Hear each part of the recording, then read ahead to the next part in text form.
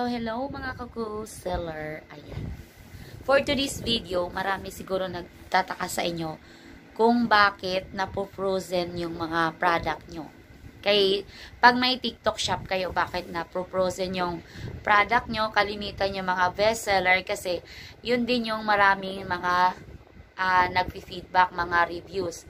Kaya lang, meron doon, kahit marami pang star yan, na 5 star na nagbibigay, minsan, dahil lang sa isang 1 star na nagbibigay yung buyers, ayan, nagiging frozen yung, baliwala yung maraming star na yan na 5 star. Kung meron ng magbibigay, kahit mas marami yung nagbibigay na rate na 5 star kaysa 1 star lang, kasi hindi mo naman mapipis lahat ng buyers kung ano dapat yung ilalagay nila dun sa reviews natin. So, ganito yan mga co-seller. So, ayan mga madam, nandito na ako sa dashboard ko. Ayan. Nandito tayo sa dashboard nyo. Kung nakikita mo, meron dyang mga negative reviews, mga neutral. Ayan. Tapos, kung makikita mo, may 1 star dito. Ayan, may 1 star, product rating, 1 star, 2 star, 5 star. Kahit dito, marami naman nagbibigay ng 5 star yan. Ayan, 5 star. Tapos, ayan, may makikita ka naman dyan na, ayan, puro halos 5 star yan. Pero, once na merong nagbibigay ng 1 star niyan, baliwala lahat yan. Kasi ako din, napuprosen yung iba kong items. So, ayan, ipapakita ko sa inyo kung bakit at paano. Madali lang siya gagawin. Hindi mo na siya, kasi kahit mag-send ka ng appeal ni TikTok, hindi naman siya nag-re-reply, agad, reject agad yung pag-aano mo. So, ito, papakita ko rin sa inyo. So, ito na yung product ko. Dito sa product ko, ayan. Ayan yung mga ganyan, ayan. Meron din ako dito mga frozen na product kasi minsan hindi lang din sa negative reviews. Yung pag gaya nito, ayan, na frozen na to, mga madam, ayan. Pero nag-send ako ng nag-apply ako niyan, reject din. Kahit hindi ko alam kung bakit. Meron na yun. Meron din ako niyan. Ang ginagawa ko, ina-upload ko na lang siya ulit. Mahirap nga lang, upload ka ng upload, pero tiyagaan lang naman dito.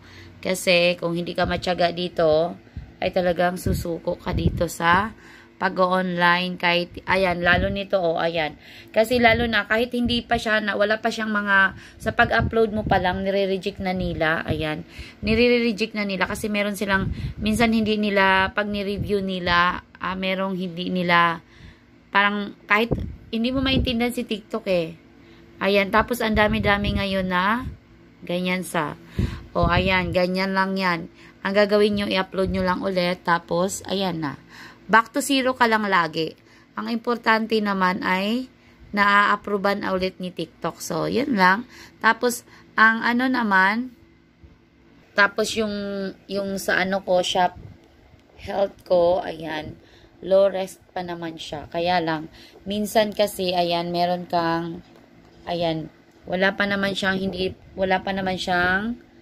maganda pa naman yung record sa aking shop. Tapos ito naman mga madam, ayan, ang revenue ko ngayon, ayan, 10,030.